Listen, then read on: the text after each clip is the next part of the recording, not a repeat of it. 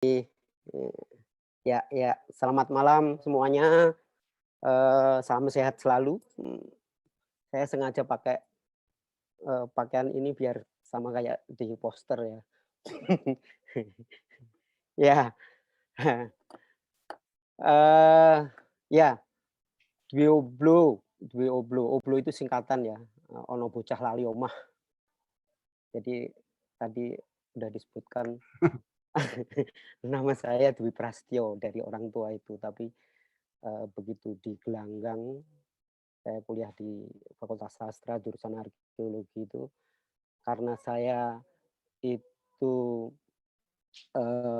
SMA saya di Gunung Kidul. Oh, nah terus anak-anak bilang, "Oh, mesti melu Oblo." Oblo itu singkatan tadi, ono bocah lali omah. Jadi, orang yang nggak pulang rumah itu, lupa lupa nggak pulang rumah.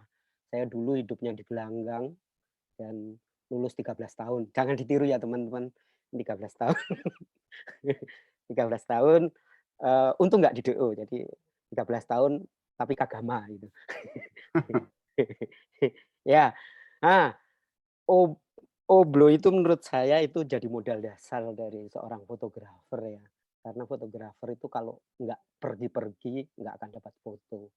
Jadi kalau, eee, beberapa setahun ini itu ada hashtag di rumah saja itu, wah itu siksaan berat bagi seorang fotografer. Karena kita nggak bisa motret. Akhirnya ya sudah, kita motret dari rumah, apapun yang bisa gitu. Terus kita bikin proyek-proyek pribadi, nanti ada beberapa foto saya yang mungkin saya tampilin, jadi, saya motret. Ya karena Covid ini kan, eee, endemi yang sangat dahsyat ya, selama setahun kita nggak apa-apa, orang-orang nggak sekolah, anak-anak itu, terus ya semua kegiatan nih, kota sepi, dikubur harus dengan APD tertentu kayak gitu. Makanya proyek pribadi saya memotret kegiatan Covid, eee, di kota saya, jadi gitu. Jadi ini sekedar informasi aja. Oke, sekarang kita ini share screen ya? Bentar,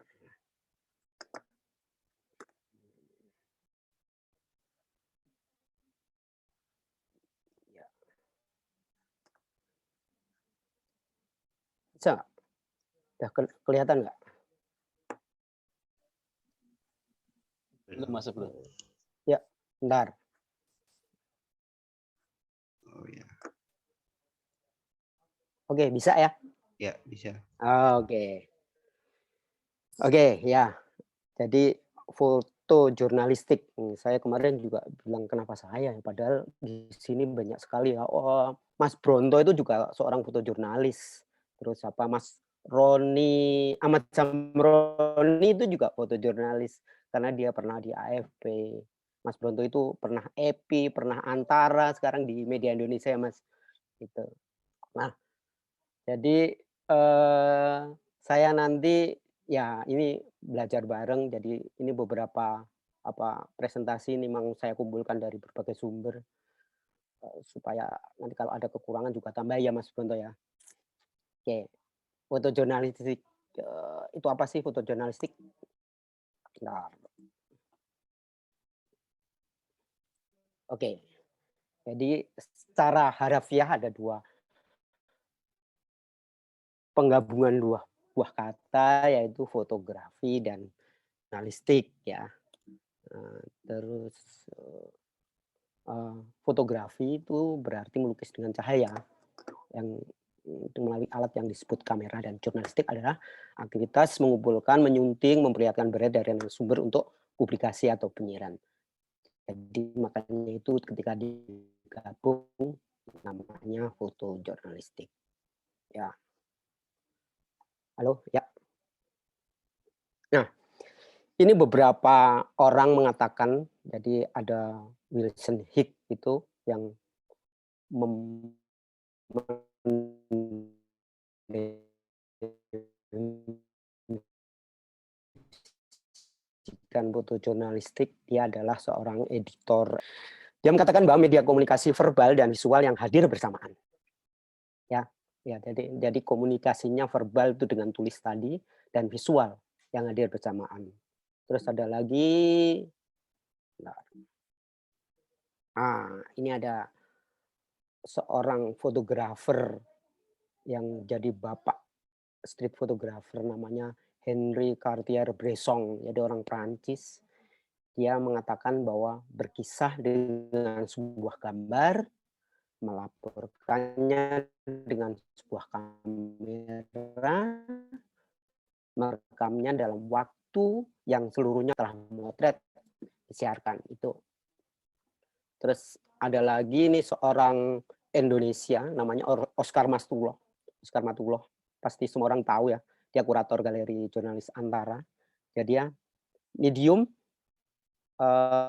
yang disajikan untuk menyampaikan, bukti-bukti visual ya, suatu peristiwa pada masyarakat seluas-luasnya, bahkan hingga kerak di balik berita tersebut, tentu dalam tempo yang sesingkat-singkatnya.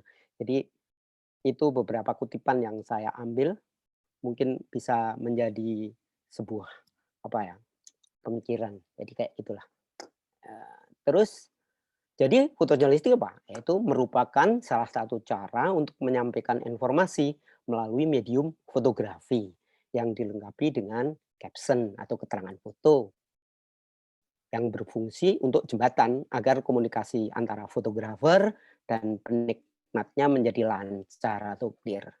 Informasi yang disampaikan semakin cepat semakin baik karena memang jurnalis harus cepat-cepatnya untuk menyampaikan itu. Kamera sebagai alat utama fotojurnalistik merupakan mempunyai sifat yang mekanis. Jadi sangat sangat bagus sekali untuk mengcopy, ya. Jadi ketika melihat apa kita jepret, ya pasti hasilnya yang akan kita lihat di kamera itu. Nah, akan tetapi memang realitanya yang itu akan kita sampaikan. Jadi ternyata belum tentu yang ada di foto kan. Ya, orang memotret pasti subjektif, dia akan memilih apa yang dia foto itu sesuai keinginannya. Jadi, oh saat ini saya jalan-jalan lihat pemandangan yang bagus misalnya, ya udah kita potret. Tapi sebenarnya di situ ada pemandangan yang jelek juga. Jadi itulah, maka sifat kamera yang mekanik ini, merupakan data visual yang abadi, sehingga bisa dipakai sebagai arsip atau dokumenter yang dibuat untuk tujuan-tujuan tertentu. Nah, foto memang awalnya merupakan dokumenter itu. Ketika akan dikomunikasikan atau disiarkan harus diseleksi sesuai dengan kebutuhan dan selalu akan berhadapan dengan namanya redaktur ya. Redaktur foto akan memilih foto-foto yang dia buat eh, sesuai dengan kebijaksanaan dan media dan halaman yang tersedia. Jadi enggak semua foto kita yang kita dokumentasi akan dimuat. Jadi merekalah yang memilih. Jadi si redaktur ini kayak dewa. Jadi kalau foto kita pengen dimuat ya kita harus nyembah-nyembah sama dia. Gitu katanya. Ya, oleh sebab itu fotojurnalis bukan sebagai tukang foto, tetapi bagaimana foto yang kita buat bernilai lebih. Sehingga prosesnya kadang menjadi lama dan memakan biaya yang tinggi ya. Nah, fotojurnalis dituntut harus kreatif, tidak begitu saja percaya pada satu informasi, sehingga sebelum memutu butuh riset yang mendalam. Jadi kayak gitu. Jadi fotonya nggak kaleng-kaleng lah. Oke. Nah, di foto jurnalistik itu punya karakter sebenarnya. Ini ada sekitar kalau nggak salah 8 ya. Jadi yang pertama itu karakter foto jurnalistik itu komunikasi visual yang diwujudkan dalam foto dapat mengekspresikan pesan pribadi secara gamblang. Jadi clear lah, makanya itu lagi. Salah satu supaya clear adalah bikin caption.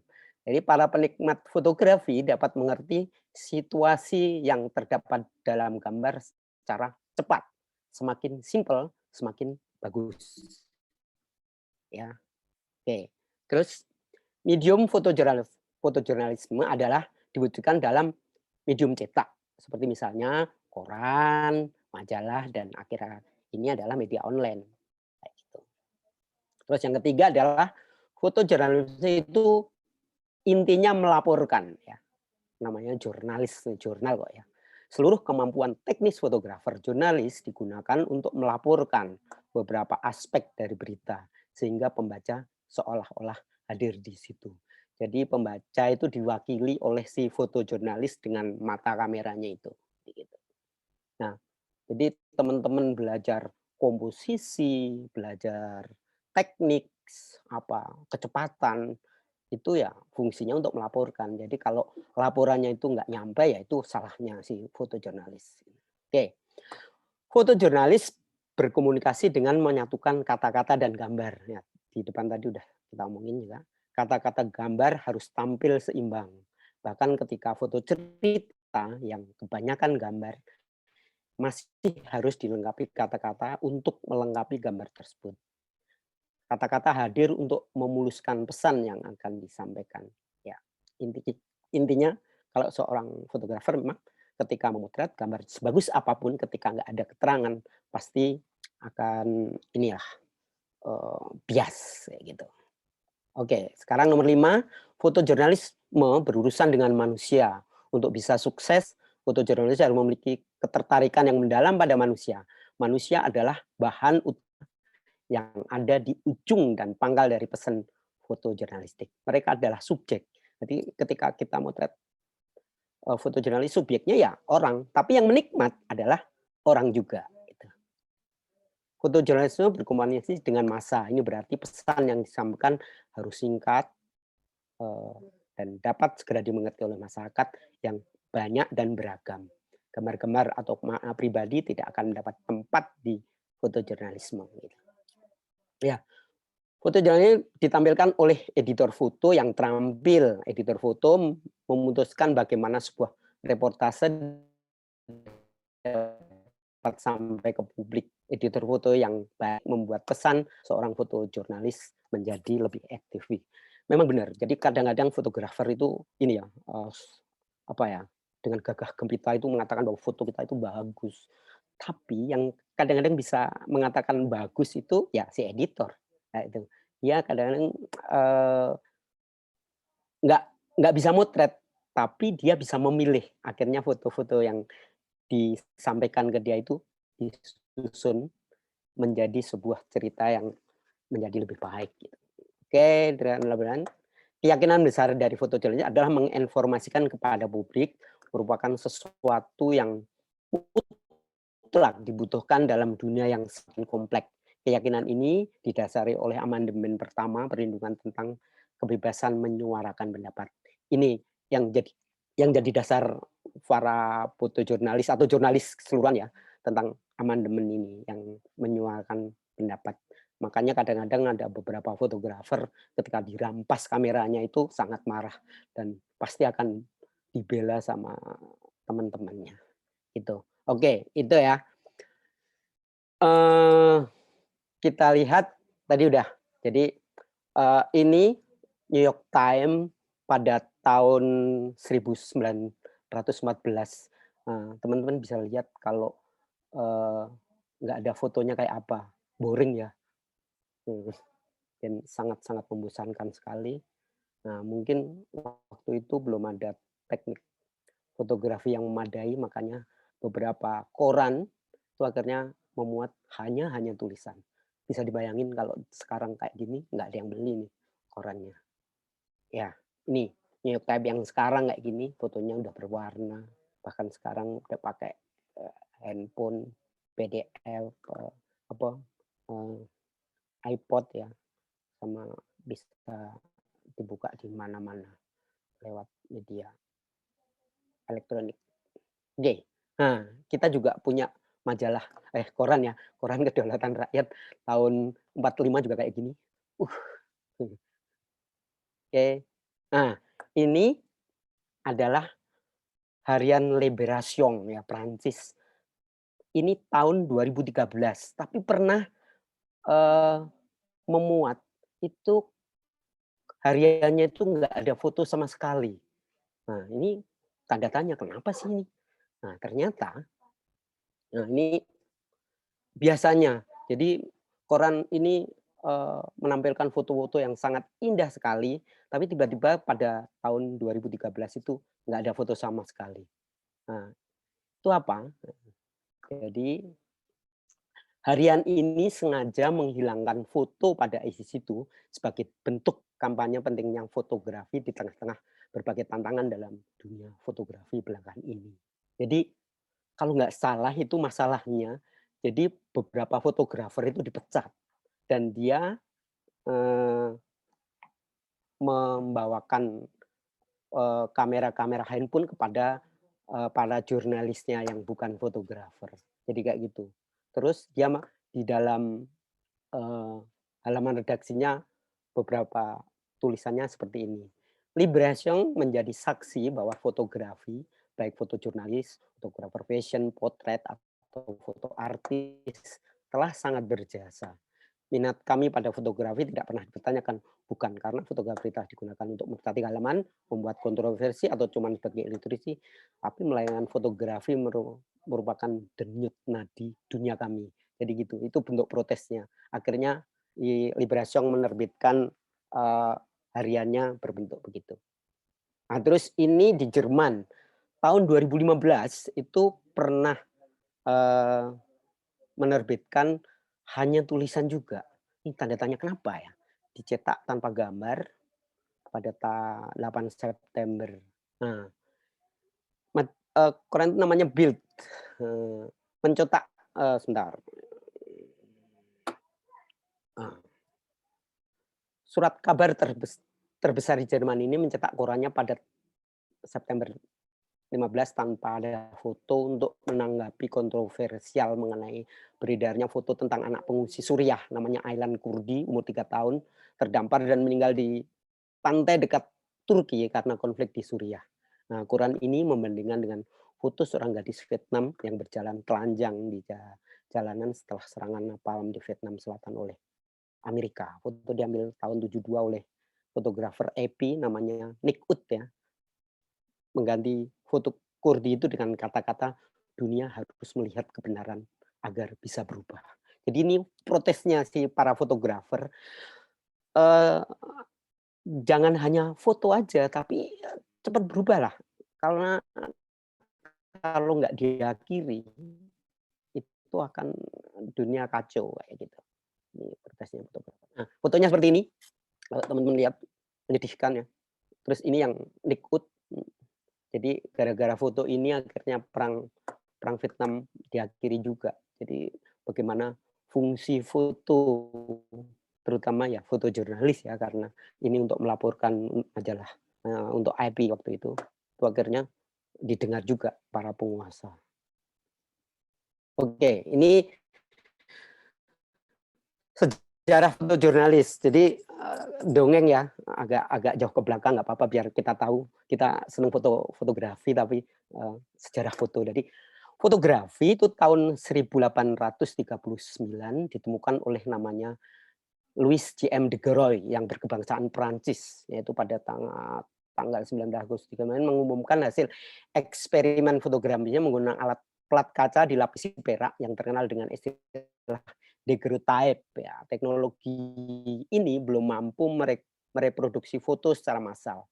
Maka fungsi foto dipakai sebagai hanya sebagai dokumentasi keluarga, sebagai penghias ruangan, menggantikan lukisan realis yang harganya lebih mahal. Jadi gitu. Jadi waktu itu mau beli lukisan mahal makanya si Degraux, Louis Degraux itu menciptakan sebuah alat di mana alatnya kayak kotak apa ya, kotak jangkrik ya. Itu di depannya ada lensa, kemudian dipantulkan ke belakang, di belakangnya ada plat kaca yang dilapisi, eee perak ya, dan terbalik gitu. Terus kemudian apa ya, hasilnya itu menjadi kayak lukisan. Jadi bentuknya di kaca-kaca kayak gitu. Ini salah satu ini, hasil dari daguerreotype waktu itu. Jadi tahun ini menjadi tahun, ini ditemukannya fotografi. Nah, terus tahun 1842 sebuah koran Inggris, The Illustrated London, menurunkan tentang percobaan pembunuhan Ratu Victoria yang gagal. Nah, itu belum ada foto, karena memang susah waktu itu untuk mereproduksi foto yang yang dari daguerreotype tadi.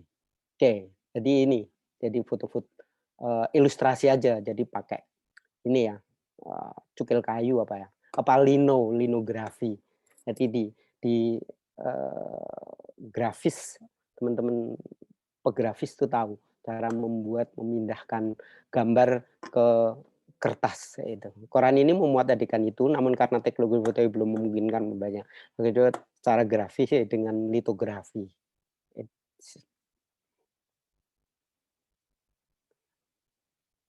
Nah, ini sekarang. Nah, ini tahun 1847, foto ini dianggap sebagai foto berita pertama yang menggambarkan seorang pria ditangkap di Perancis. Foto ini diambil dengan proses daguerreotype ya. Nah, itu daguerreotype pernah dipakai untuk ngambil ya, tapi ya cuma satu ini.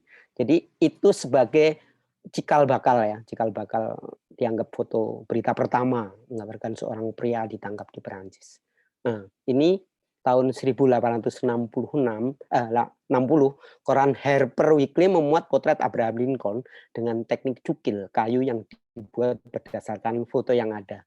Tentu saja wajah Lincoln menjadi terbalik. Nah, seperti itu. Jadi dari foto dipindahkan ke grafis, jadinya seperti itu. Terus 1877, embrio foto jurnalistik muncul pertama kali pada 16 April saat surat kabar harian Daily Graphic memuat gambar bersih berita tentang kebakaran hotel dan salon pada halaman 1. Nah, kayak gitu. Masih pakai ilustrasi ya. Tapi ini jadi cikal bakalnya bagaimana bikin foto cerita. Jadi gitu, ada beberapa foto. Nah, oke, 1888 George Eastman memasarkan kamera Kodak nomor 1 dengan slogannya, Anda menekan tombolnya, selebihnya kami yang melakukan. Nah, kayak gini. Jadi filmnya di dalam, kalau yang daguerreotype itu filmnya di luar pakai plat, ini udah di dalam. Jadi ketika udah selesai, dicuci, udah pakai film ya ini ya, 1888. 1809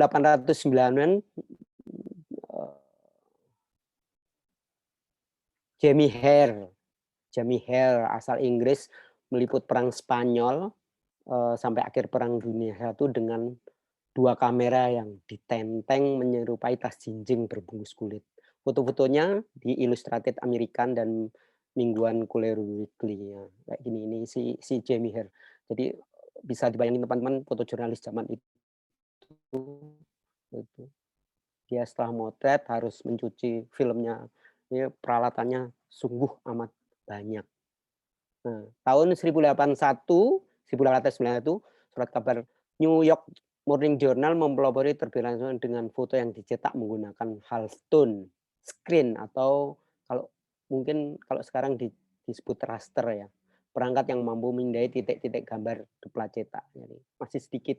Jadi ini benar-benar reproduksi dari foto dan nggak terbalik seperti cukil kayu. Terus ini 1900 Kodak memperkenalkan kamera Brownie dengan harga eceran $1. Murah sekali ya. Kodak Brownie yang mudah digunakan dan murah. Sangat memperluas pasar amatir untuk membuat foto dan dikumpulkan dalam sebuah album. Oke, jadi kayak gitu. Tahun 1918, majalah National Geographic yang pertama kali terbit tahun 88 itu, tahun 18 mempunyai menampilkan foto-foto dalam laporannya. Dan covernya belum ada foto.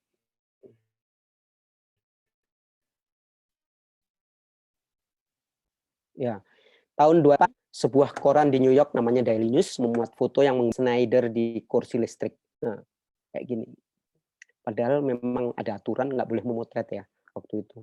Tapi itu karena kecanggihan si fotografer akhirnya bisa memotret dengan apa, kamera yang disembunyikan di kakinya. Jadi ini aslinya fotonya seperti ini, kameranya seperti ini, dia disembunyikan di kakinya dan dia motret pakai kabel rilis. Hasilnya memang, eee, agak miring seperti itu. Nah, ini menggambarkan banget dari fotonya itu jadi halaman 1. Namanya Tom Howard, wartawan fotonya menyiapkan kamera kecil yang dipasang tersembunyi pada kakinya dan ketika hukuman analisanya dia menekan kabel rilis sembari menaikkan celana panjangnya. Nah, tahun 30 sampai 50 tahun-tahun inilah fotojurnalis mengalami perkembangan pesat karena teknologi kamera dan cetak mulai maju dan yang jelas mudah dibawa kemana mana seperti terbitan eee, Sport Illustrated, ada Daily Mirror, ada The New York Daily, Fu, dan Life. Menampilkan foto-foto yang menawan. Karena waktu itu ditemukan kamera yang dijinjing, lebih lebih dikenal dengan kamera 35 mili, ya. Ini ada Leica yang atas, kemudian ada Nikon, terus ada Canon zaman dulu. Nah, kamera-kamera inilah yang sekarang ditiru para, desainer mirrorless untuk membuat kamera kayak dulu lagi, jadi balik ya. Oke. Nah, ini Spot Illustrated awal-awal kayak gini, yang sekarang kayak gini. Ini juga Daily Mirror kayak gini, terus sekarang jadi foto-fotonya bagus banget. Ini juga, ini New York Daily News, ini Fu, yang terbit di Belanda. Ini majalah Life yang pernah jadi edisi tahun berapa, 50 pernah si Bresson pernah motret di Indonesia. Ini, cover-nya orang Indonesia nih, orang Padang kalau nggak salah. Ini Life yang terakhir, tapi, majalah ini udah almarhum kalau nggak salah. Oke, demikian juga kantor berita di Eropa, Amerika, Asia yang berdiri sebelum fotografi ditemukan. Awalnya hanya memproduksi teks, mulai mendistribusikan produk foto jurnalisnya ke media seluruh dunia. Seperti di Eropa itu ada AFP, terus, eee, di Perancis ya, terus ada Reuters di Inggris, terus di Amerika ada Associated Press, gitu, di Asia ada Xinhua, di Jepang ada Kyodo dan beberapa termasuk Indonesia. Indonesia punya Antara. Jadi memproduksi beberapa foto dari situ. Nah, tahun 36 ini termasuk, eee, perlu dibicarakan, namanya fotografer Amerika Robert Capa, dia bekerja untuk majalah Life yang memotret tentara yang sedang, perang dan tertembak. Pada waktu Perang Dunia Kedua di Spanyol. Foto ini menjadi pemenang Pulitzer tahun itu. Fotografer ini meninggal juga akibat meliput perang di Vietnam tahun 54. Jadi ini si Robert Capa, terus fotonya yang terkenal ini. Oke, ya. Ini tahun 47 ada Henry Cartier-Bresson yang sebagai bapak foto, street fotografi, ada Robert Capa yang tadi, terus ada David Seymour dan Joe Roger, mantan awak majalah Life, mendirikan Magnum Foto. Jadi agensi foto yang merupakan agensi foto berita pertama yang menyediakan foto jurnalis dari berbagai isu belahan dunia. Nah, ini si Bresson, yang terkenal dengan kamera Leica-nya. Terus ini Robert Capa, ada David Seymour dan, Joe Roger. Oke, terus selain Magnum muncul pula agensi foto di Amerika namanya Black Star yang dimotori oleh Ernest Meyer untuk menyuplai majalah Life yang saat itu hanya memiliki 4 fotojurnalis. Foto-fotonya itu. Jadi mereka memang spesialis foto-foto perang ya. Terus, teman-teman pernah lihat foto ini yang sangat terkenal, fotografernya, namanya Dorothea Lange, foto ibu dan anak yang menggambarkan, secara kuat depresi Amerika tahun 30-an. Jadi Amerika itu pernah miskin juga ya, di tahun 30-an beberapa fotonya ini jadi legendaris. Jadi mereka tergabung dalam Farm Security Administration atau FSA. Nah, ini penting juga ada WordPress foto tahun 55. organisasi independen non profit didirikan pada tahun 55 di Belanda yang pusatnya di Amsterdam. Misi organisasi ini adalah untuk mendukung, mempromosikan karya foto para fotografer profesional di tataran internasional. Setiap tahun ini WordPress Foto menyelenggarakan lomba foto jurnalis terbesar dan paling bergengsi di dunia. Jadi kalau teman-teman sudah pernah menjuarai di WordPress Foto ini, pasti akan dicari foto-fotonya. Foto-foto pemenang akan dipamerkan keliling serta penyelenggaraan pendidikan foto jurnalis bagi negara-negara berkembang saat ini. Jadi termasuk Indonesia. Jadi saya pernah ikut ya mencicipi pendidikannya WordPress Foto di Indonesia waktu itu tahun 2005 kalau nggak salah ya.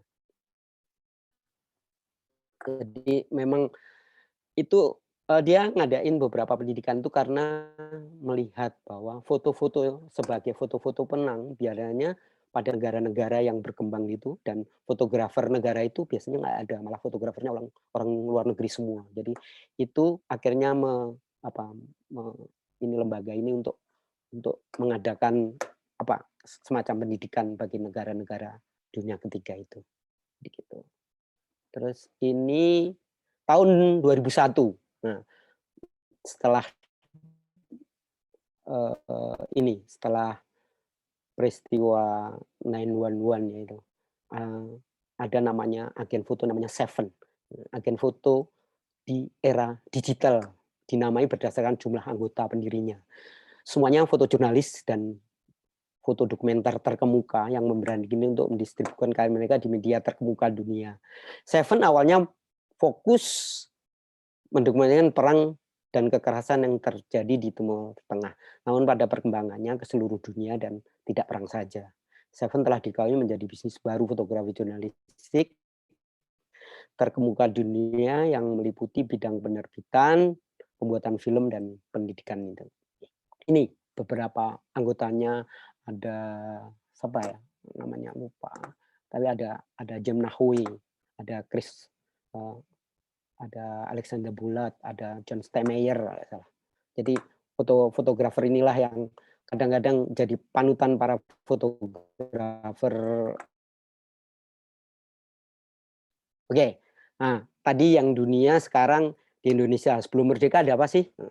Jadi tahun 40 itu setahun setelah fotografi muncul, kalau nggak salah fotografi yang 1839 ini tahun 40 itu, Juran Muni, seorang petugas kesehatan, diutus oleh Kementerian Urusan Wilayah Jajahan Kerajaan Belanda untuk mengabadikan tempat dan objek yang paling terkenal di daerah Jawa Tengah. Namun misinya gagal. Saya sempat nyari yang mana sih Juran Muni itu, sampai sekarang belum ketemu wajahnya. Terus tahun 1844 Adolf Schäfer, seorang daguerreotype dari kota Dresden, pada bulan Juni juga tiba di Batavia untuk menggantikan Julian Munich tadi. Ditugaskan memotret patung Hindu, Jawa, koleksi kesenian dan ilmu pengetahuan Batavia atau Batavia's Genootschap van Kunst en Wetenschappen ya. Schäfer berhasil menunaikan tugas ini sekaligus berhasil membuat foto tentang Indonesia. Aduh, mana nanti. Nah, ini Juran Munich. Oh, ini di sini, bukan Juran Munich. Ini Adolf Schäfer. Nah, ini fotonya melihat itu Borobudur waktu awal-awal ditemukan. Jadi sebelum pemugaran Van Erf kalau nggak salah. Ini juga terus dia motret patung-patung. Oke, terus 1857 ada namanya Albert Woodbury dan James Spade, dua orang bersaudara berkebangsaan Inggris datang ke Hindia Belanda, mendirikan foto studio komersial namanya Studio Woodbury and Pitts. Ini merupakan studio foto komersial paling terkenal dan sukses secara final di Hindia Belanda. Mereka membuat foto landscape indah digunakan Belanda untuk menarik para investor supaya mau invest uangnya di Indonesia. Jadi mungkin zaman-zaman VOC ya, kayak gini, di bagaimana memotret landscape. Jadi kalau teman-teman fotografer landscape coba lihat foto fotonya Wedbury ini. Ini bagus banget. Ini foto-foto pabrik gula. Gitu. Nah, tahun 1873 pemerintah India Belanda menugaskan Isidore van Kinsben untuk memotret Candi Borobudur dan mendokumentasikan kehidupan keraton Jogja untuk melengkapi penulisan buku tentang Borobudur yang dilakukan oleh Dr. Silliman, seorang kepala museum kuno di Leiden. Ini juga foto-fotonya. Tahun 1873, Simon Willem Kamerik, seorang pelukis sekaligus fotografer yang banyak mendapatkan pekerjaan memotret di dalam lingkungan Keraton Jogja. Aktif memotret di daerah Jawa Tengah. Simon banyak memotret pemandangan alam berbagai pelosok di Jogja dan Solo, Magelang, Prambanan untuk dijual atau dikirim kepada hadiah kepada kawan-kawannya di Eropa. Nah, ini yang penting 1875. Jadi setelah si Isidore Ginsberg dan Simon Kamerik itu balik ke negaranya, dia sempat mengajari fotografer Indonesia, pribumi istilahnya ya. Namanya Pak Kasian Cepas. Itu orang Indonesia yang dianggap sebagai fotografer pribumi pertama. Jadi berapa tahun setelah foto ditemukan, orang Indonesia udah megang kamera dan menghasilkan foto-foto yang menarik. Ya, menjadi fotografer di lingkungan Keraton Jogja. Nah, ini orangnya. Ini foto-fotonya seperti itu. Jadi si Cepas ini memang memotret sewaktu Hamengkubuwono ke-7. Jadi foto-foto Hamengkubuwono ke-7 dan keluarganya dialah yang motret. Ini juga waktu ada acara grebek. Ini fotonya banyak sekali sekarang beredar di KITLV ya. Oke, terus Kang Cepas berhasil memotret relief Karmen Bangga Candi Borobudur. Jumlah foto yang direkam Cepas adalah 160 foto yang sekarang sudah bisa tidak terlihat lagi karena relief Karmen Bangga terletak di bawah. Dan kalau teman-teman mau lihat, yang masih terlihat ada di pojok tenggara, itu ada 4 panel kalau nggak salah. Ini salah satu foto-fotonya. Nah, menariknya apa? Dari Kasian Cepas itu setiap kali memotret, kadang-kadang dia sendiri juga masuk. Ini dari dia sendiri. Dia pakai kabel rilis ya. Terus pakai self timer mungkin. Jadi kayak gitu. Oke, terus tahun 1901 menerbitkan buku Wayang Orang Pergiwo dari foto Kasian Cepas itu, dan penulisnya adalah Gurunemen atas perintah Sultan Hamengkubuwono VII. Buku yang hanya dicetak 1 buah ini oleh Sultan Hamengkubuwono VII dihadiahkan pada Ratu Wilhelmina dan Pangeran Hendrik di Istana Orange Belanda dengan sampul mewah bertahtakan emas permata. Nah, kalau menurut saya ini cikal bakalnya foto cerita ya, karena di situ dia memotret berbagai adegan-adegan dari wayang orang. Nah, tahun 1904 memotret Perang Aceh.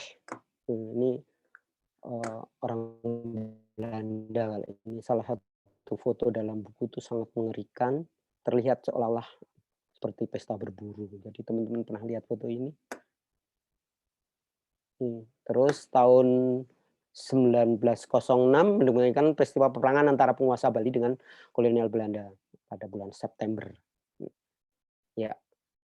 Nah, tahun 37 kantor berita Antara didirikan oleh, kalau nggak salah ini tertulis ada Sumanang, ada Malik, ada Sipahutar, ada Pandu Kartawiguna saat semangat kemerdekaan digerakkan oleh para pemuda berjuang. Nah, Antara resmi tahun 62, Antara resmi menjadi lembaga kantor berita nasional. Beberapa foto yang terkenal saat pemuda Surabaya menyobek warna biru bendera Belanda di Hotel Yamato.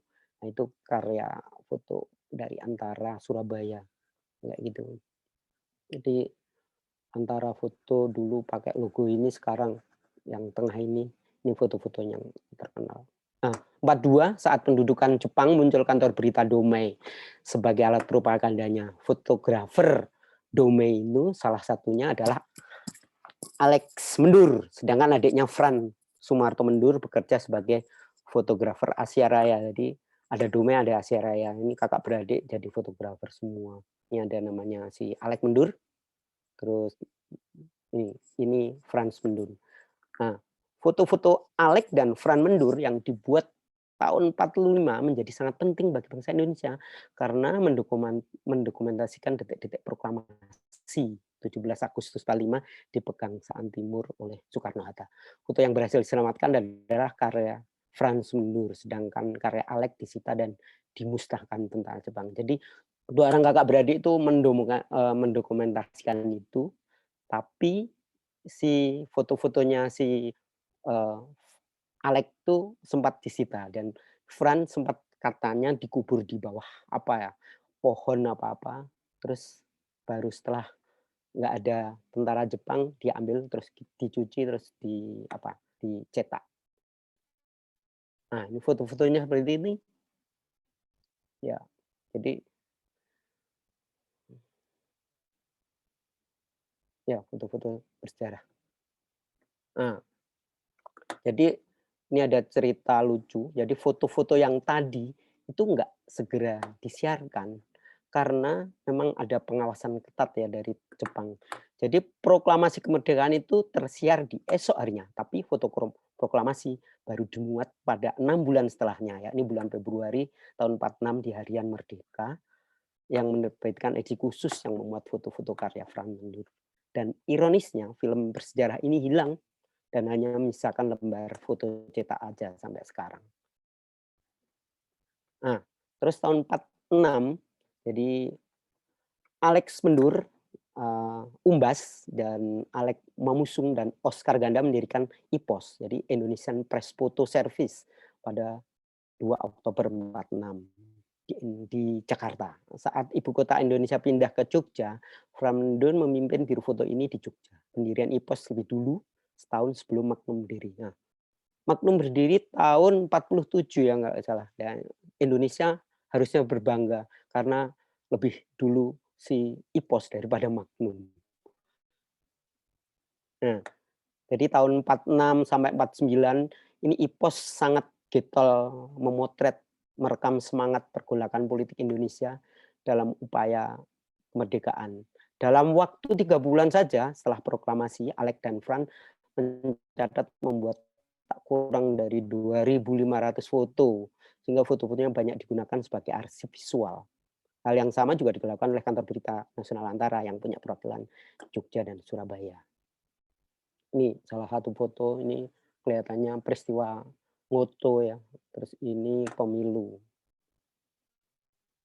Nah, zaman now atau Kiwari kan sekarang katanya, teknologi cetak yang semakin canggih menyebabkan menjamurnya harian lokal nasional yang menggunakan foto untuk melengkapi pemerintahannya.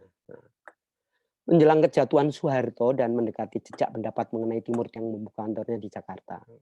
Yang bertahan sampai saat ini ada Reuters, ada AFP, ada AP, ada EPA, Asahi Shimbun, Getty Image, dan lain-lain.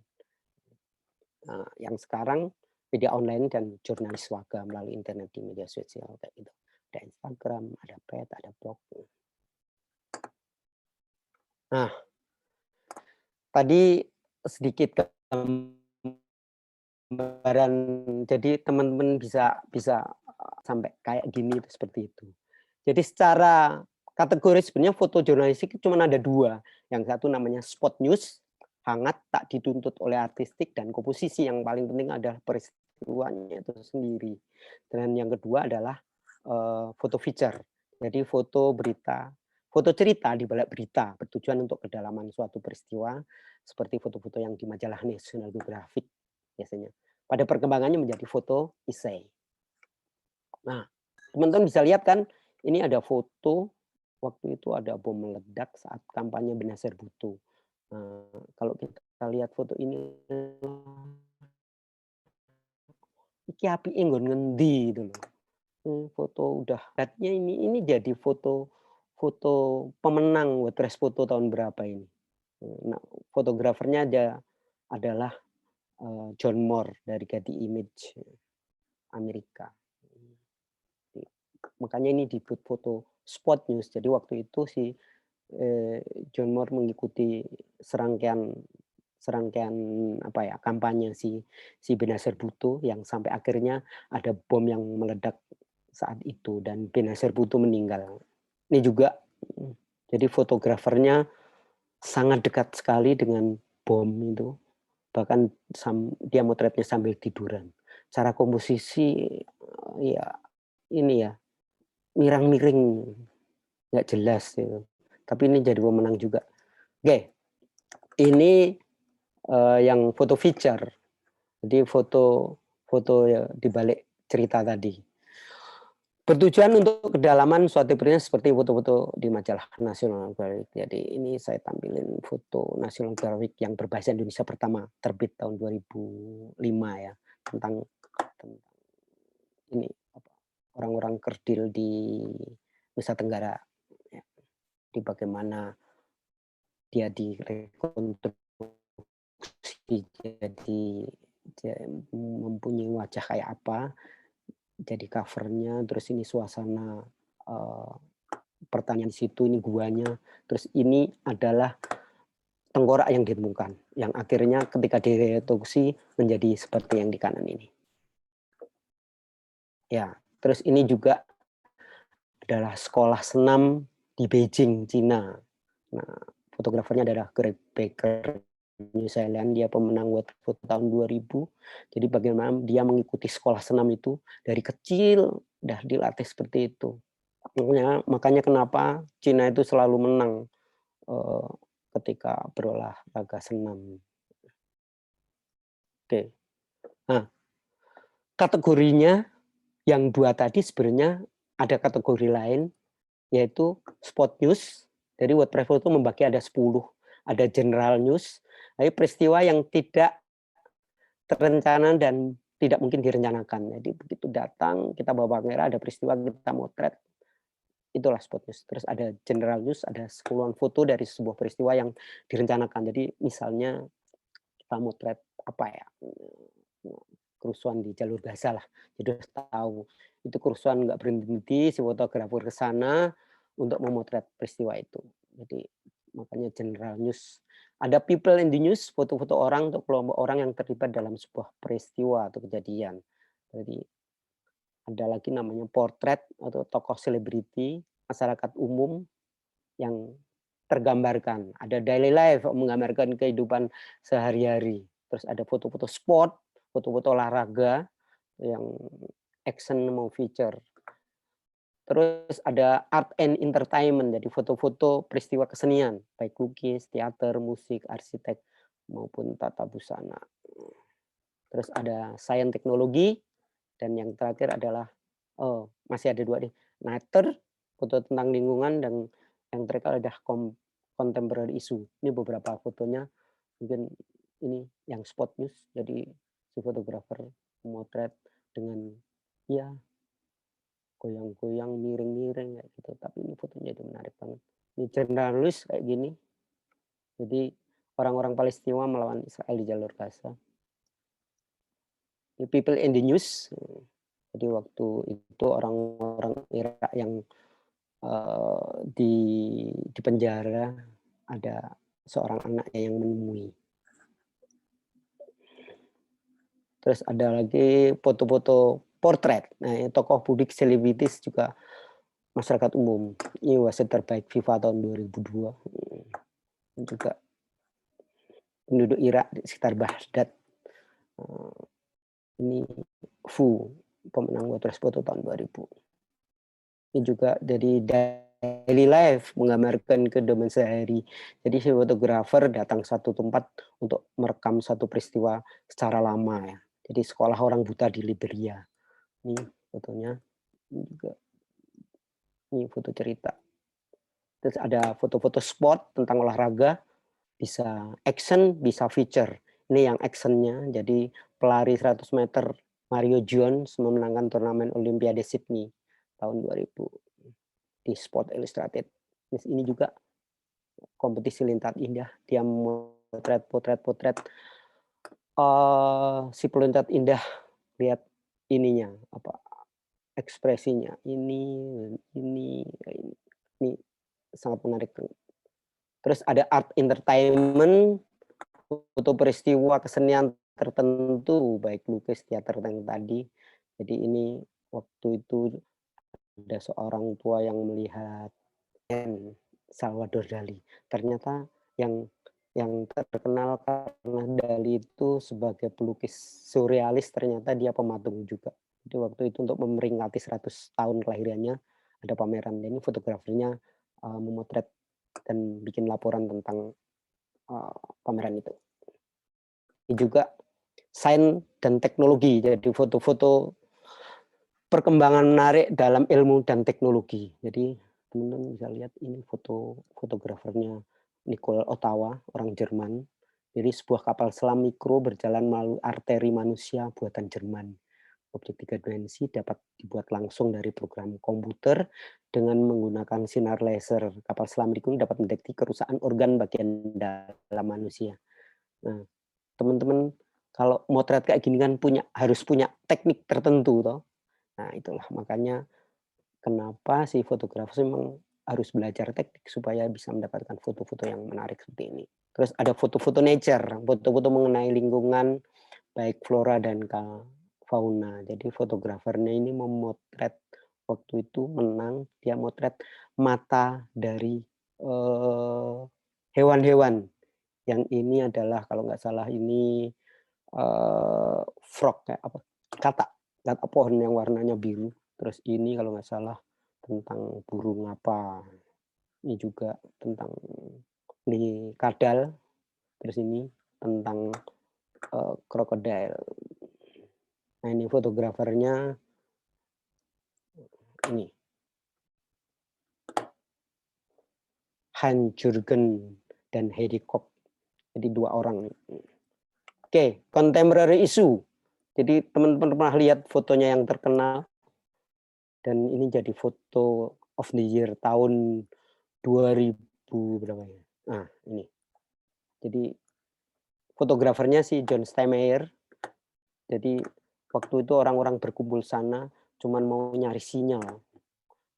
Karena mungkin di Somalia susah nyari sinyal jadi harus datang ke pantai. Fotonya sekali memang. Ya. Jadi ini tadi beberapa kategori. Sekarang pelaku foto jurnalis itu adalah fotojurnalis ya, pewarta foto kalau nyebut sekarang. Nah, kayak gini nih penampakannya. Gagah.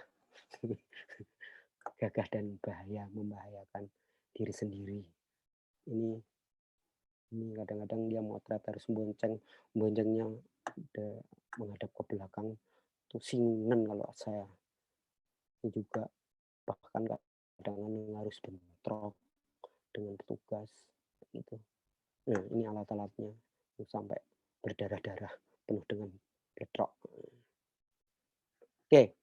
Nah, tugas pewarta foto itu apa aja sih? Jadi tadi kan kita ngomong kategori, sekarang tugasnya itu kalau secara umum itu ada tugasnya adalah searching, jadi menggali ya. Terus lobbying, ada shooting, ada editing, ada transmitting, ada archiving. Nah, searching apa? Jadi si fotografer harus mencari peristiwa yang punya nilai berita, mencari peristiwa yang dan layak diberitakan kepada masyarakat. Untuk menjadi berita, sebuah berita harus memiliki paling tidak salah satu dari nilai berita yang akan berimbas pada lokal atau internasional atau nasional gitu. Nah, itu apa? Jadi yang pertama yang harus kita perhatikan adalah important atau penting atau tidak peristiwa itu. Itu salah satu nilai. Nah, importantnya bisa 1 sampai 10 misalnya. Oh, ini penting. Jadi 9 mungkin penting. Tapi aktual, baru. Terus ini baru apa basi sih? Terus magnitude, ada efeknya luas, besar atau tidak. Terus ada proximity, dekat atau tidak. Misalnya ada peristiwa penting banget, tapi ternyata kita harus ke sana menempuh waktu 5 hari, ya nggak mungkin ya. Jadi ya kalau jauh ya nggak worth it sih. Jadi kalau dekat oke lah. Terus ada kontroversi, ada berkonflik enggak, nah itulah makanya beberapa, eee, jurnalis itu bad news adalah good news gitu, ada yang bilang gitu. Oke, terus ada prominence, tokohnya terkenal atau tidak, terus ada touching, peristiwanya menyentuh atau tidak. Karena bagaimana juga foto-foto itu kalau kita produksi pasti ini yang dipikirkan, supaya punya nilai berita. Oke, jadi searching ada yang tadi, terus ada searching dari sumber berita. Jadi biasanya ada penugasan dari redaksi, terus agenda publik, institusi hari besar. Jadi setiap hari besar itu diperingati pasti akan sangat layak untuk difoto. Misalnya, oh besok ada hari apa ya? Oh hari air. Sebelum hari air itu nyampe, kita harus punya foto-foto tentang misalnya air apa. Yang nanti pas hari air fotonya akan jadi bagus. Atau agenda institusi tertentu, atau agenda publik. Oke, searching beritanya dari humas, makanya fotografer tuh biasanya selalu berhubungan sama, eee, para humas-humas sebuah ini ya, sebuah perusahaan supaya dia tetap di-update berita-berita yang ada. Kalau nanti ternyata bagus, pasti fotografer atau jurnalis pada datang. Terus informasi reporter di bidang. Kadang-kadang di sebuah media itu kan banyak sekali, eee, reporter yang punya agenda-agenda tertentu, misalnya ada yang khusus untuk, luar negeri, terus ada ekonomi, ada budaya. Kadang-kadang ketika dia punya informasi yang lain akan dia informasikan ke fotografer. Nah, lokasi tertentu kayak gitu. Terus dari media sosial, nah mengapa media sosial penting? Karena dari media sosial yang orang pengen mengabarkan dimanapun itu kita jadi tahu. Dari media sosial bisa dipakai untuk searching sumber berita. Terus ada personal project atau project pribadi. Seperti yang saya lakukan ini, saya baru bikin foto-foto Covid itu nggak ada yang menugaskan. Jadi ya udah pokoknya kita motret. Nggak tahu kapan ini dipakai. Nah, terus ada yang sangat diperlukan untuk meliput area-area yang bukan publik, misalnya milik swasta atau area militer, rumah sakit, itu memang harus harus, punya izin khusus, jadi.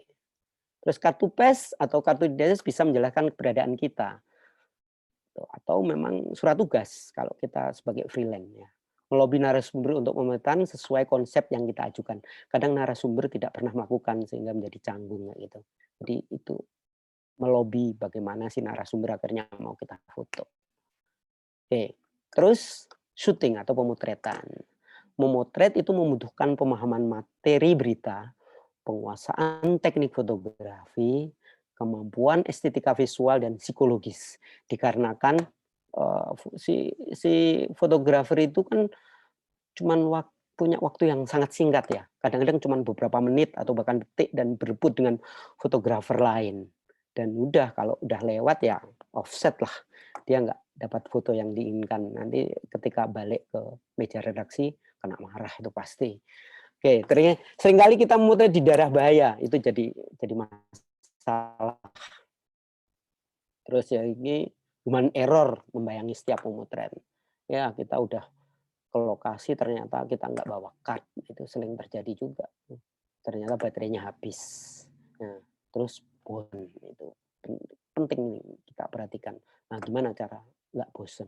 Mungkin nanti Mas Boto juga bisa menambahi bagaimana biar nggak bosen motret itu kayak apa. Mungkin harus nanam-nanam atau berjualan apa gitulah. Nah, terus editing, ya, memilih foto, jadi setelah kita motret, memilih foto yang akan dikirim ke editor. Jadi kita motret kan banyak banget, hampir ribuan mungkin, ratusan ribu mungkin bisa jadi. Nah, kita harus memilih dulu sebelum ke editor. Nggak mungkin editor suruh milih sebanyak-banyak. Kita harus memilih paling nggak kayak saya biasanya di Nat Geo itu kita motret ribuan gitu, kita milih sekitar 300 dah. Dari 300 kita kirim ke editor, dari editor nanti akan dipilih, kembalikan ke kita, minta iris-nya. Kita harus tega membuang foto yang tidak masuk ke foto. Nah, seleksi foto dan captioning bisa dilakukan dengan berbagai software, misalnya di Bridge, ada Photoshop, ada Foto Mekanik, ada Photo Station. Jadi setelah selesai memilih foto, ketika foto dikembalikan kita harus mengisinya, caption-caption itu, mulai ya itu 5W1H tadi. Terus retouching, jadi setelah foto kita kembalikan yang dipilih ini, kadang-kadang kita disuruh retouching atau ada bagian yang nge-retouching sendiri. Jadi memperbaiki kualitas foto di kamar gelap. Saat ini bisa memakai software misalnya Photoshop, gitu ya, Mekanik, Photo Station, kayak gitu. Terus pasti nanti ada yang bertanya, batasan apa sih retouching foto jurnalistik Photoshop? Gitu. Biasanya itu ada cropping, cropping tuh nggak boleh banyak-banyak ya, nggak boleh lebih dari kalau nggak salah 50% nggak boleh itu. Terus adjusting yang brightness contrast, ada level, line correction kadang-kadang nggak boleh juga ya line correction, ada highlight, ada reducing, ada shadow, ada dodging, ada burning. Itu tergantung dari peraturan media masing-masing. Yang pernah saya alami, saya di, Reuters itu kita motret nggak boleh ngedit sama sekali. Jadi begitu eee, kita motret biasanya pakai RAW sama JPEG, kita kirim ke sana yang JPEG.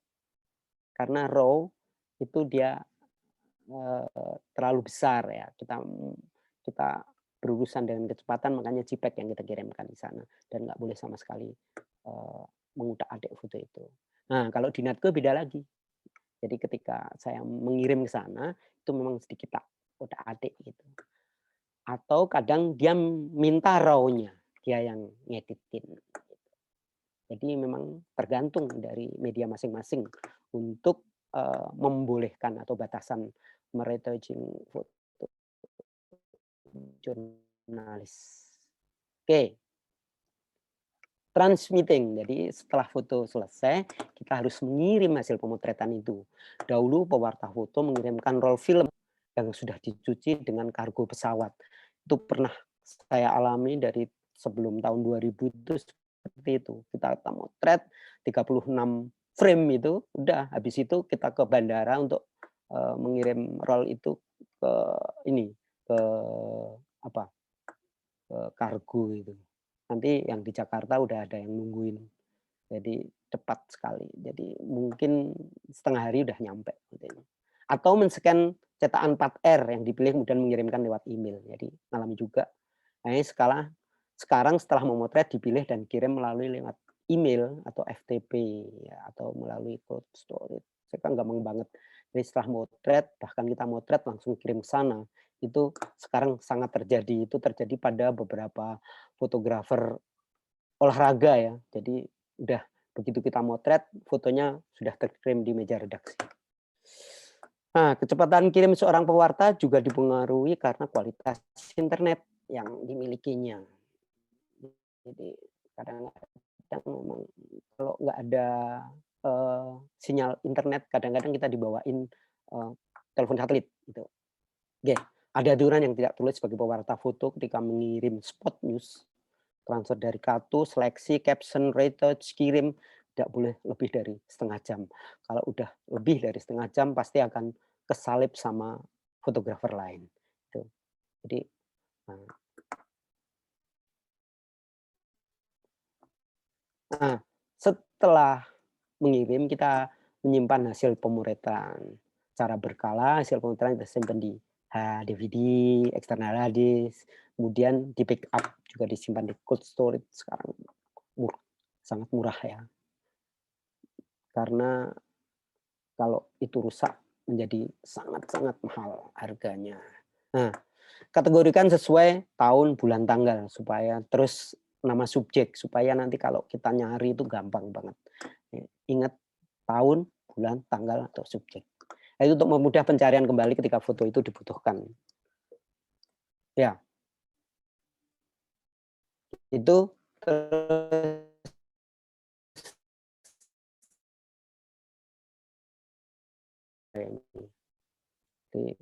pernah ada penelitian, seorang profesional foto bagaimana menghabiskan waktu mereka. Grafik menunjukkan perbedaan antara apa yang dipikirkan masyarakat umum dan apa yang sebenarnya terjadi. Jadi 80% orang menganggap fotografer itu 80% tuh memotret, kan. Terus 50% jalan-jalan, terus 5%, ini partying ya. Kenyataannya seperti ini sebenarnya. Jadi memotretnya cuma 12%. Terus editing foto itu yang menurut saya banyak ya 28%. Terus ada meeting, ada bikin album, ada sosial media, ada networking. Jadi begitu. Jadi yang banyak bukan motretnya, tapi ngedit fotonya. Terus ini sebuah penelitian tahun 2016 itu diterbitkan oleh The Set of News Photographer bekerja sama dengan lembaga WordPress Foto mensurvei 2.000 fotografer jurnalis lebih dari 100 negara yang hasilnya seperti berikut. Jadi eh, per tahun $40.000 per tahun itu eh, kurang dari itu 15%. Ya, ya. Jadi kalau eh, setahun itu kurang, kalau dirupiahkan jadi berapa ya ini ya? Jadi 85% itu kurang dari itu, mungkin sekitar 15 juta. Itu ini di luar negeri, kalau di Indonesia 15 juta per bulan itu sangat tinggi banget ya. Tapi ini di dunia kalau cuman 15, juta itu kurang banget, gitu. Jadi intinya itu fotografer jurnalis itu melarat gitu loh. Gitu. Terus ini ada yang kedua, eee, fotojurnalis, fotografer itu, eee, bekerja untuk siapa itu. Jadi pada koran-koran itu cuma 12%, terus pada majalah 14%. Yang paling banyak adalah bekerja untuk ini self employment, freelance lah, freelance itu ada 46%. Dari website ada 4%, NGO ada yang bekerja di NGO cuma 2%. Jadi ini, beberapa penelitian yang mengenai fotojurnalis. Terus ini ada, bentar ini aku nggak bisa baca. Nah, ini anggapan jadi fotojurnalis itu riskan nggak sih? Semua orang menjawab, hampir 91% itu sangat riskan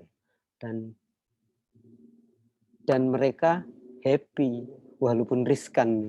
Jadi seneng, jadi mungkin nanti bisa ditanyakan ke Mas Bronto, dia seorang fotojurnalis juga, seneng nggak jadi fotografer jurnalis yang ternyata nyerempet-nyerempet bahaya gitu. Tuh, terus nah, ini fotografer itu yang kebanyakan yang jurnalis itu adalah laki-laki. Yang pengen foto jurnalis itu masih ada berapa persen ini? Banyak banget nih, banyak banget kesempatan. Jadi di Indonesia sendiri bisa dihitung dengan jari untuk fotografer jurnalis perempuan.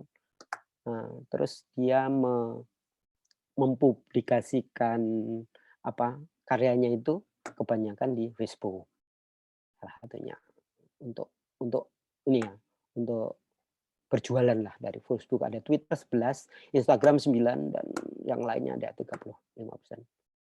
Nah, demikian juga pasar kamera. Jadi tahun 47 sampai 14 data menunjukkan bahwa lonjakan besar di akhir tahun 2000-an. Penjualan kamera analog menyusut. Jadi tahun 2000 itu menyusut sampai akhirnya sampai ke 2 digit. Selanjutnya penjualan smartphone meningkat tajam dan itu mempengaruhi gambar yang diproduksi. Jadi teman-teman bisa lihat grafiknya ya. Jadi yang abu-abu itu kamera analog. Tahun 2005 itu anjlok-jelok gitu. Terus lagi compact digital naik, terus ada DSLR naik. Terus mirrorless waktu itu belum banyak ya, jadi masih sedikit. Yang ternyata yang paling meningkat adalah apa? Nah ini yang smartphone ini sampai melebihi batas ini. Jadi orang-orang membeli handphone karena kamera itu mempengaruhi ya. Jadi peningkatan penjualan. Terus ini juga, jadi produksi foto mulai dari fotografi ditemukan 1826 itu, foto itu terus, tapi foto yang format analog itu turun ketika tahun 2011 gitu. Di sejak fotografi muncul awal 1800-an, jumlah foto yang dibuat setiap tahun itu terus tumbuh. Pada abad ke-20 zaman kemasan fotografi ada sekitar 80 miliar foto fisik beredar. Nggak tahu ya, kurang gawean memang sampai ngitung kayak gitu. Nah, angka yang menakjubkan setelah tahun 2000, di mana setiap detik beredar 2.500 foto hingga saat ini. Total foto yang diproduksi hampir 3,5 triliun foto. Jadi foto fisik itu hilang, tapi bisa dibayangin, jadi setiap detik itu 2.500 foto, jadi butuh berapa hari mencapai 80 miliar itu. Jadi mungkin nggak nyampe tahunan udah sama dengan yang 85 dari tahun 1800-an. Foto analog hampir lenyap, foto digital terus tumbuh. Jenis foto yang diambil juga berubah juga. Nah, terus ketika teman-teman udah bisa memoto, kadang-kadang ya udah pilihan utama jadi pewarta foto lepas. Itu paling oke. Freelance photographer. Nah, perkembangan foto digital akhir hari ini sungguh amat mengembirakan, sehingga fotografi dari segi teknis sangat pesat perkembangannya. Kamera jenis baru muncul seperti handphone. Kita dimanja oleh alat sampai akhirnya kita bingung memilihnya. Semua orang akhirnya bisa menjadi fotografer. Jadi pertanyaannya, setelah kita selesai memproduksi foto tersebut, mau dikemanain? Apakah foto-foto yang kita produksi bisa jual? Bagaimana menjualnya? Pada siapa? Imbalannya berapa? Pertanyaan-pertanyaan itu akhirnya muncul ya. Kita pinter motret tapi nggak bisa jual. Di beberapa media bisa punya in-house fotografer atau fotografer tetap ya, yang terbatas jumlahnya, sehingga kesempatan menjadi kontributor foto itu terbuka. Waktu dan biaya biasanya menjadi alasan utama untuk memanfaatkan fotografer freelance menjadi pilihan. Dalam fotografi ada tentu yang disepakati. Jadi misalnya bagaimana membuat foto single, foto story, hard news, terus soft news. Bagaimana menentukan topik, kapan sebaiknya kita ngirim, berapa jumlah foto yang harus dikirim, sehingga perlu keterampilan khusus untuk memenuhi kriteria tertentu. Para editor sangat penting, editor inilah yang akan memilih dan membuang foto yang masuk kerja redaksi. Kita harus jeli dan hafal selera editor foto yang berbeda-beda tergantung penerbitannya. Nah, yang pertama dilakukan freelance adalah yaitu meningkatkan skill. Jadi setidaknya kita harus menguasai teknik foto, terutama foto jurnalis dengan sebaik-baiknya. Ini konsep foto yang matang untuk mendukung teknik. Sekolah foto jurnalis atau sering mengikuti workshop, seminar foto nasional itu berguna untuk meningkatkan kemampuan. Terus yang kedua lagi adalah memperkenalkan diri. Dengan apa? Yaitu membuat portofolio yang dilengkapi dengan karya-karya foto, baik yang single, story, yang terbaik. Pilihlah foto-foto yang terbaik, jangan pernah memberikan foto-foto yang biasa-biasa saja. Karena si editor pasti nggak akan lirik karya foto kita. Ini sebagai cermin bahwa kita mampu untuk profesi ini. Ya, biasanya di editor tinggalkan nomor kontak kita, ke alamat emailnya, supaya editor foto ini bisa cepat mengontak kalau dia butuh foto. Terus menaruh foto-foto secara online untuk promosi, misalnya di stok, di foto-foto stok, ada micro stock, big stock foto, shutterstock, blog pribadi, dan lain, bagi promosi itu. Baca dengan cermat aturan yang ada agar foto kita tidak curi atau ditipu. Kayak gitu. Jadi sering mengikuti pameran foto atau bisa kelompok atau tunggal. menjadi ajang promosi sendiri serta menerbitkan buku foto, itu lebih bagus. Nah, terus buatlah proposal, dilengkapi CV, terus jangan cuman disimpan tapi kirimkan untuk memperkenalkan ide-ide kita dan untuk meyakinkan bahwa ide-ide itu penting untuk orang banyak. Bisa dilengkapi clipping atau link-link yang mendukung ide tersebut. Nah, terus merundingkan imbalan ini. Harus bicarakan di muka ketika ide tersetuju dengan ide kita. Bisa pakai day rate atau per hari berapa, per foto atau per project gitu. Nah, tip untuk pewarta foto. Nah, sekarang harus bisa menilai, kita harus bisa menilai sebuah peristiwa yang akan kita foto itu termasuk ini lokal, nasional, regional, apa internasional. Seberapa pengaruh berita tersebut buat klien. Jadi nilai, harus bisa ya nilai foto. Terus pelototi berita, jangan cuma baca tapi pelototi, baik koran, majalah, internet, untuk mengupdate informasi yang telah kita terima tiap hari, agar kita bisa pilih mana yang duluan dan yang akan kita kerjakan. Terus jeli, udah melototi terus harus jeli untuk melihat peristiwa yang terjadi di dunia di depan mata kita siang malam. Fotojurnalnya harus menerima dan menyelesaikan tugas hingga menit terakhir, walaupun kadang-kadang ada perubahan jadwal ya. Hal inilah yang membuat para pewarta foto itu stres, keluarganya juga gitu. Jam udah hampir pagi kok nggak pulang-pulang, dan itu pernah saya alami.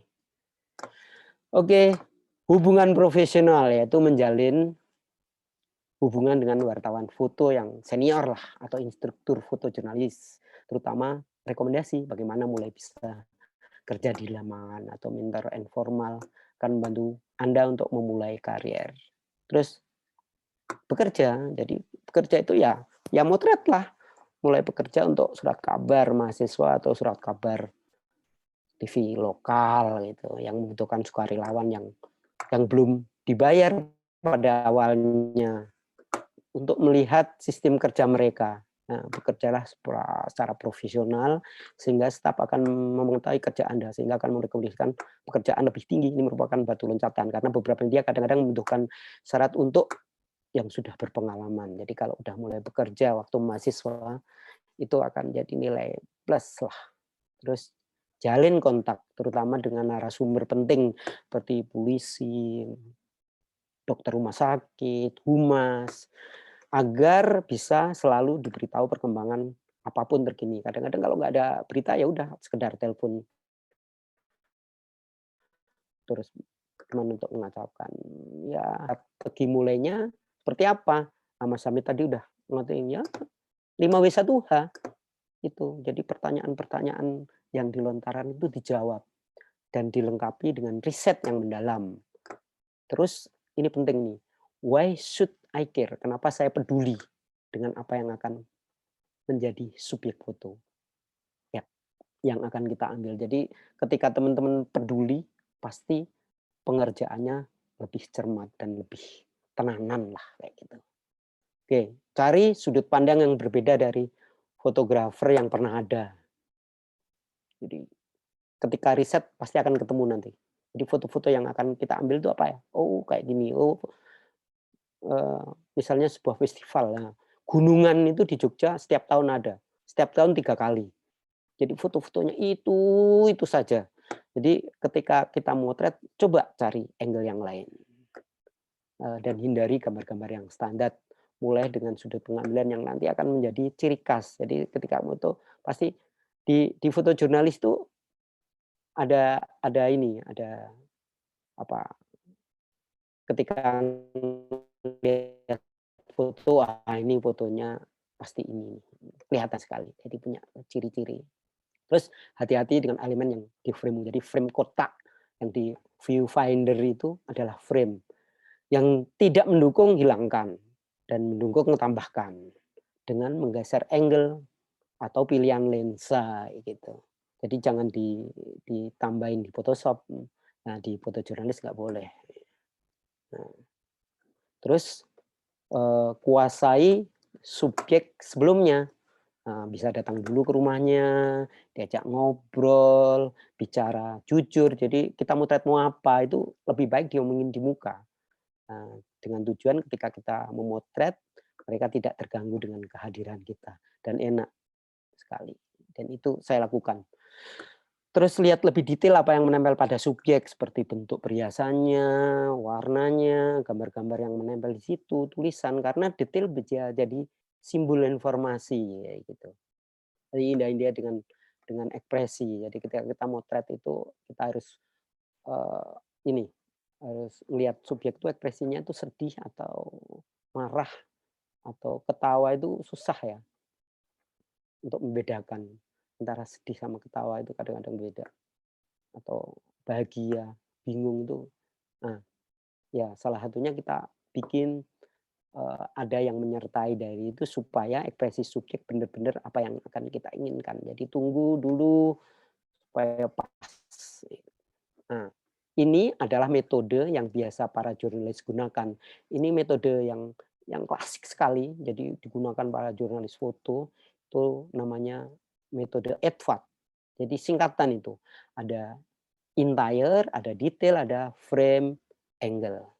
Nah, eee, metode ini bisa dipakai juga sebagai, cara untuk bikin foto-foto cerita. Jadi kapan harus mengambil entire, habis itu ngambil detail, ada angle-nya kayak apa, ada frame-nya apa dan momen puncaknya kayak apa. Jadi ini beberapa foto yang saya, ambil ketika saya mengikuti, penguburan Covid di Jogja. Jadi di Jogja itu ada namanya tim kubur cepat yang setelah dapat kabar, jenazah dikuburkan tuh 2 jam harus sudah selesai. Karena dia harus memakai pakaian khusus yang sangat-sangat panas sekali, sehingga kalau lebih dari 2 jam pasti sangat susah. Jadi pertama entire, nanti kayak apa sih, jadi saya motret waktu itu persiapannya mereka, memakai APD itu.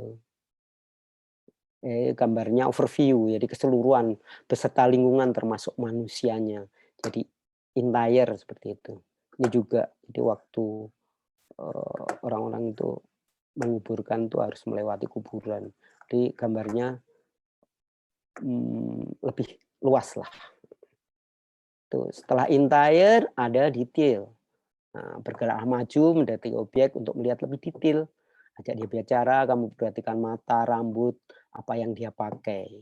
Ambil visual yang kuat dan subjek dan alur komposisi yang menarik. Jadi kayak gini. Jadi waktu itu saya, eee, memotret bagaimana supaya dia terhindar dari Covid sampai lubang-lubang kecil tuh dia selotip.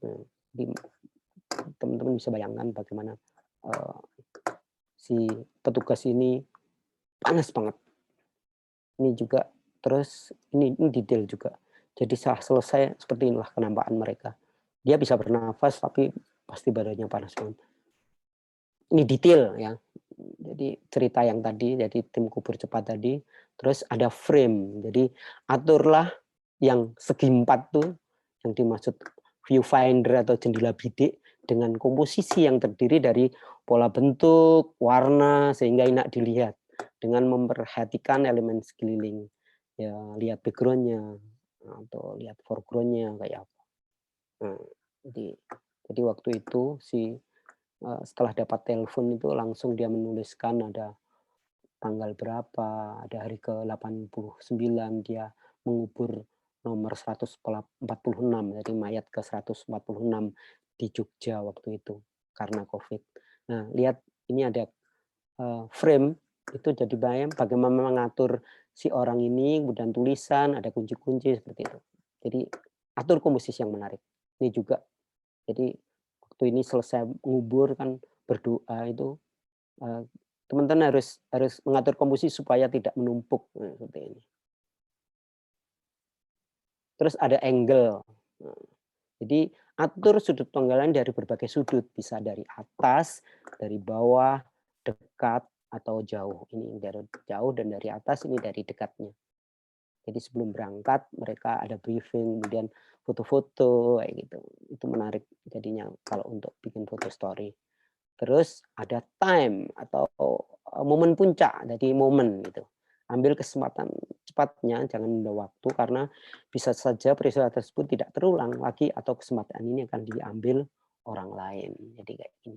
Jadi ini waktu waktu disemprot, jadi setelah selesai, mengubur dia balik ke markas dan disemprot berkali-kali supaya, COVID, eee, virusnya tidak masuk ke tubuh mereka. Jadi saya nunggu momen waktu ada penyemprotan dan, latar belakangnya ini. Jadi ini cuman berapa detik, jadi kalau telat ya nggak dapat kayak gini. Ini juga, jadi waktu dia mau menurunkan ini, jenazahnya, peti matinya ke dalam itu, yang paling menarik pas apa, ya waktu itu ada cahaya dari belakang, menarik menurutku jadi. Dan ini saya jepret berkali-kali, yang inilah yang saya pilih. Jadi begitu, waktunya cukup kayaknya ya. Jadi ini sumbernya. Oke. Ada dan lengkap Mas Pablo ya, terima kasih banyak.